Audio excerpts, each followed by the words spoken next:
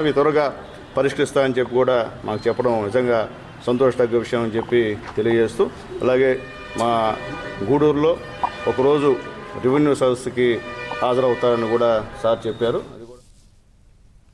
CPI 100 ఏళ్లు పూర్తి చేసుకున్న సందర్భంగా రాజమండ్రిలో సిపిఐ ప్రధాన కార్యదర్శి కె రామకృష్ణ ర్యాలీని నిర్వహించారు. సిపిఐ కార్యాలయం నుండి సుబ్రహ్మణ్యం మైదానం వరకు ర్యాలీ కొనసాగింది. నేడు అధికారంలో ఉన్న పార్టీలు స్వతంత్ర సమరయోధులను అవమానపరుస్తున్నారని రామకృష్ణ ఆరోపించారు. రాజ్యాంగ వ్యవస్థలను సర్వనాశనం చేస్తున్నారని విమర్శించారు.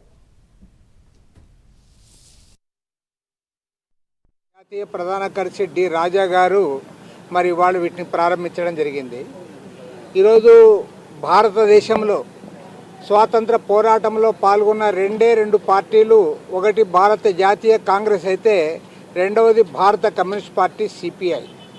ఇవాళ స్వాతంత్ర పోరాటంలో పాల్గొనని వారు, ఏమాత్రం దానితో సంబంధం లేని వాళ్ళు కేంద్రంలో అధికారాన్ని చేజిక్కించుకొని ఇవాళ స్వాతంత్ర సమరయోధులను అవమానపరుస్తూ ఉన్నారు.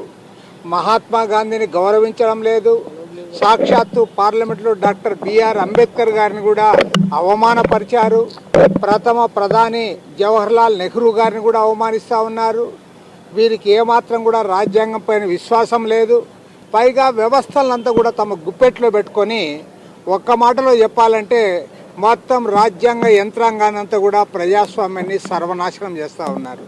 మా పార్టీ జాతీయ ప్రధాన కార్యదర్శి డి రాజా గారు మరి ప్రకాశం జిల్లా గిద్దలూరులో గంజాయి విక్రయిస్తున్న 4 వ్యక్తులను పోలీసులు అదుపులోకి తీసుకున్నారు.